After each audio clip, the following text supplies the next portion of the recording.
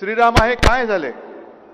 ज्या भाजपनी तुझ्या नावाने मत मागून सत्ता मिळवली त्या भाजपच्या अंगात श्रीरामाच्या ऐवजी सैतानाचा आत्मा घुसलाय की काय?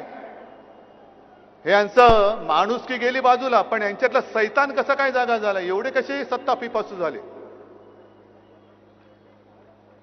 आणि मोहनजी भागवतना मला विचारायचंय, कारण हे नागपूर आहे, त्याच्यामुळे आलोय तर जरा एक दोन प्रश्न विचारले पाहिजेत की भागवत साहेब, ज्या पद्धतीने हे भाजप सरकार वागतंय, मंदिरं लुटली जात आहेत, विद्यार्थ्यांशी कशा पद्धतीने वागतायत हे तुम्ही बघितलंय, पेपर फुटतायत, पक्ष तर फोडले जात आहेत, पण आता मंदिरातल्या तिजोऱ्या फोडल्या जात आहेत.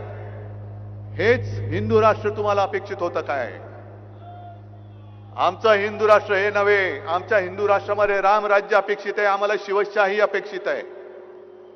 गोरगरिबांना, महिलांना, विद्यार्थ्यांना, तरुणांना न्याय देणारं हे खरं आमचं हिंदू राष्ट्र आहे. कॉन्ट्रॅक्टरना अभय देणारं हिंदू राष्ट्र आमचं असू शकत नाही. आणि म्हणून भागवत साहेब, तुम्ही जे याच वर्षी फेब्रुवारीमध्ये बोलला होतात की या देशातले मुस्लिम सुद्धा हिंदूच आहेत आणि हिंदूंनी 2 ते 3 अपत्य जन्माला घालायला पाहिजेत, बोलले होते ना रे? मग ही अपत्य जन्माला घातली, जी अपत्य घातलेत आणि परीक्षेतले पेपर फुटलेत, अनेकांनी आत्महत्या केल्यात, त्यांचं पहिलं काय करणार? आणखीन अपत्य जन्माला घालून पुन्हा त्याने तुम्ही तसेच चिरडणार आहात? हे हिंदू राष्ट्र आमच्या संकल्पनेतलं नाहीये, हे अजिबात नाही. आणि मला तेही दिवस आठवत आहेत ज्या वेळेला बाबरीचा लढा झाला होता आणि बाबरीचं पतन झालं, बाबरी पाडण्यात आली.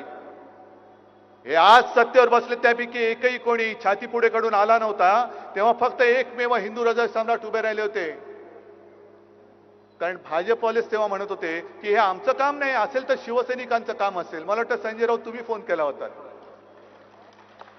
कारण मी स्वतः तेव्हा बाळासाहेबांच्या बाजूला उभा होतो.